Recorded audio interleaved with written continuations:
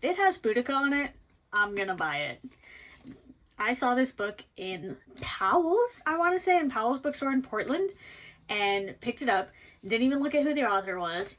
I was like, Boudicca in the fiction section, let's go. Like, I have this right here is a Boudicca tattoo based off of artwork from Alexia Sinclair, a photographer. I believe she's Australian, a photographer who did a series called The Regal 12 way back, like 15, 20 years ago.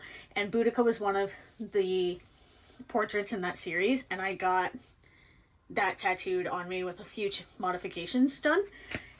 Like, I love Boudicca's story so much, so I was so excited to see this on the shelf. And then I later realized that this was from PC Cast. I did not read the House of Night series. That is a YA paranormal romance, I believe, that PC Cast wrote with her daughter, Kirsten Cast. It's got Chosen, Betrayed, Bitten, maybe. There's quite a few books in it. I think I read the first one when I was in middle school, but that's it.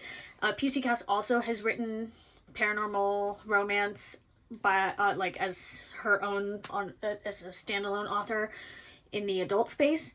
So that's how I know this author, but I didn't even recognize that the name was there when I picked this book up. So I was so very excited to pick this book. So we'll start off.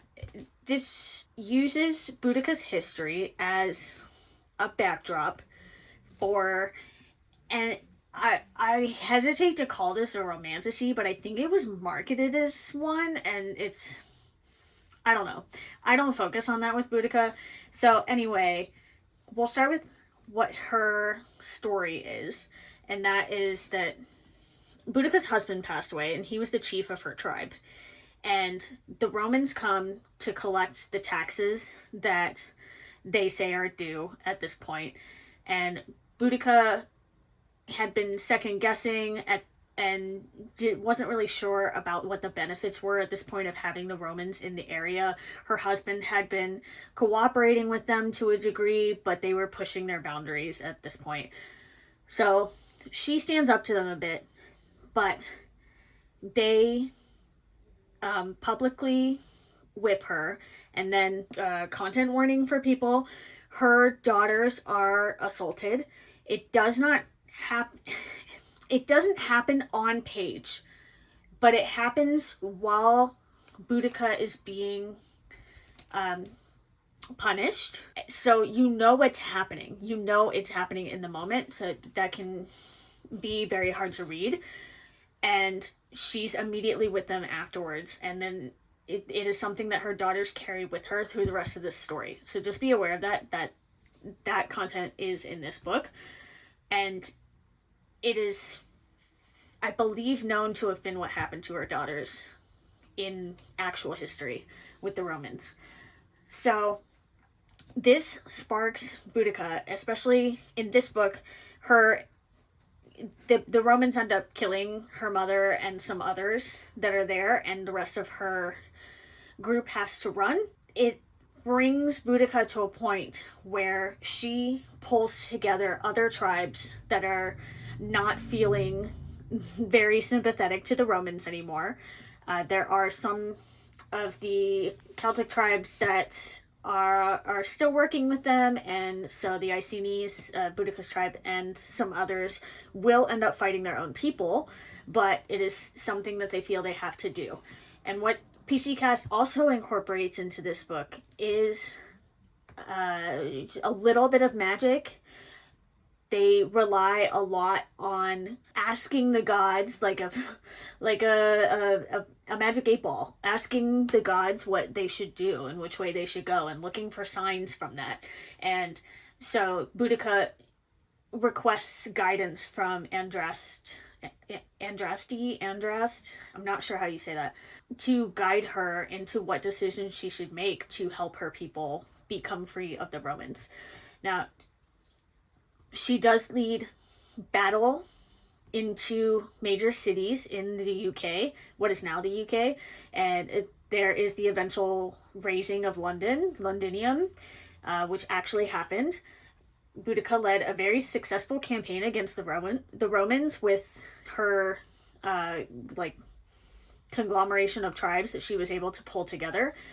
And at one point, she is kind of waiting out the winter and figuring out what to do next when she gets pulled into the final battle. And in history, we don't know what happens to Boudicca after this. PC Cast adds her own flavor and puts a spin on it with the magic of the gods and having Boudicca have a happily ever after in a way. I guess it's not happy, but it's better than dead.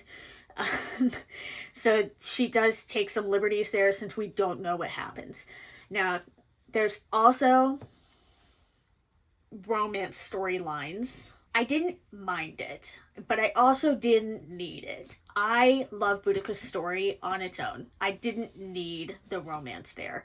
So in this book, she has a romance with one of her warriors who drives her chariot. Maldwin, I think his name was. And then she also ends up having a relationship with her priestess, who was a childhood friend, Ron. And they kind of are aware of each other too and okay with it. It didn't really add too much drama. I don't think. I don't know. I just didn't need it there. I didn't need it at all. There was enough stakes already with Boudicca trying to save her children and trying to save her people that I didn't need the romance to drive anything else. And it really didn't add anything to the characters beyond just having one there. So that was something I could have lived without.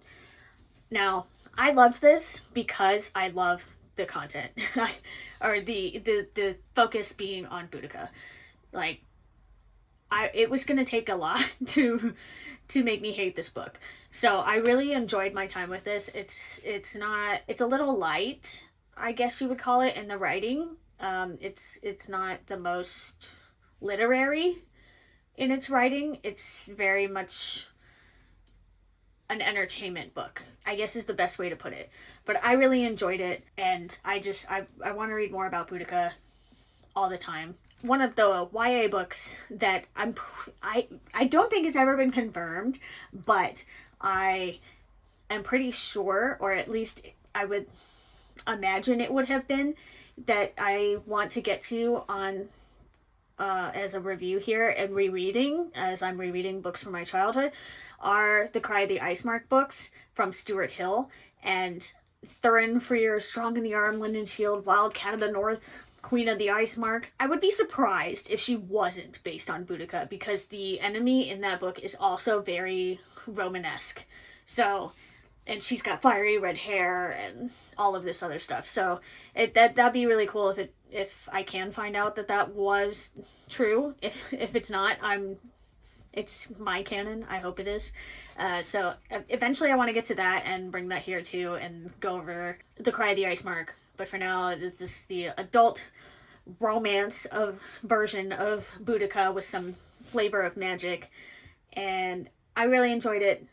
I would recommend it as a fun and entertaining read, but also go and read some history on Boudicca if you enjoy her story, because it's pretty wild how she was able to rout the Romans and lead a very successful campaign against them, even though we don't know what happened to her in the end. So, I'll be back another time with a different book. Bye!